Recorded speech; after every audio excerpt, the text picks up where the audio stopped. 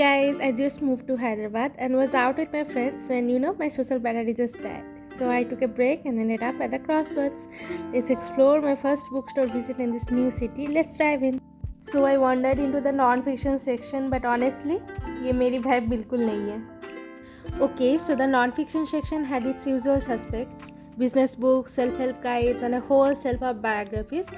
Honestly, it's impressive how many stories and strategies are packed in here. As I moved through the rest of the non-fiction section, I couldn't help but admire how beautiful this place looked. There's just something magical about walls covered with books. It's like they're inviting you to dive into new worlds and ideas. And then I saw this little stool and staircase like a perfect little book nook. It's so cozy, isn't it? So I came across the top 30 non-fiction shelf stacked with all the trending self-help books like The Subtle Art of Not Giving a F and the classics everyone seems to rave about. But honestly, I probably shouldn't say this out loud, but I loathe most of these popular self-help books.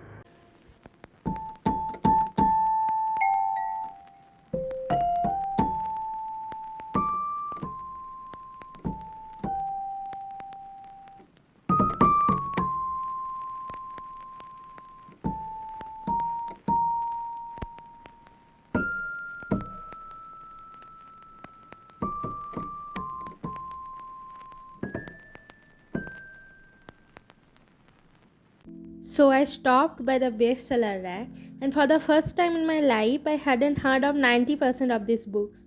Like, who even are these authors? It honestly made me wonder, does this mean I'm finally spending less time on Bookstagram? Am I actually cutting down on my digital consumption? Matlab, it's a good thing, right? But also, how did I miss out on all this? Guess it's time to catch up.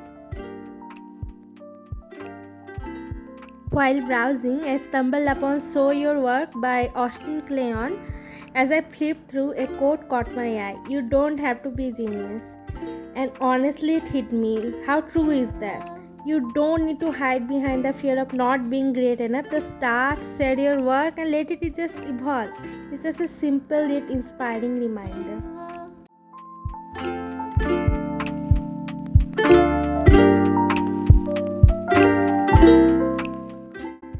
And then I found this bookmark that says, I'm reading, interrupt me at your own risk. Honestly, mood set ho gaya. This is exactly the kind of energy I need when I'm lost in a book.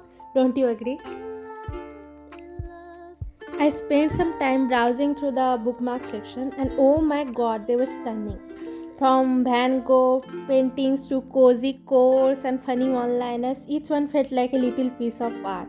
There was even a Carpe Diem bookmark that caught my eye. Super motivating. The quality, absolutely top-notch, but the price, काफ़ी Carpe Diem करना पड़ेगा to afford this. They even had these super handy book holders, perfect for keeping the pages in place when you're reading in bed at night. And then there were these cute little booklets for nighttime reading. I was this close to buying one, but then reality hit me. First, I'm broke. And second, what am I gonna do if it stops working after 1 or 2 uses?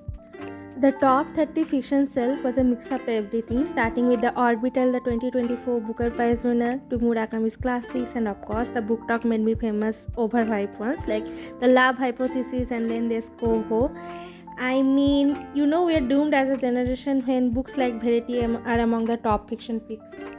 Now on to my favorite part, the classic section with all the gorgeous editions. I found this beautiful copy of Sense and Sensibility, and for a moment I was so tempted to take it home, but then I checked the price and it went right back on the shelf.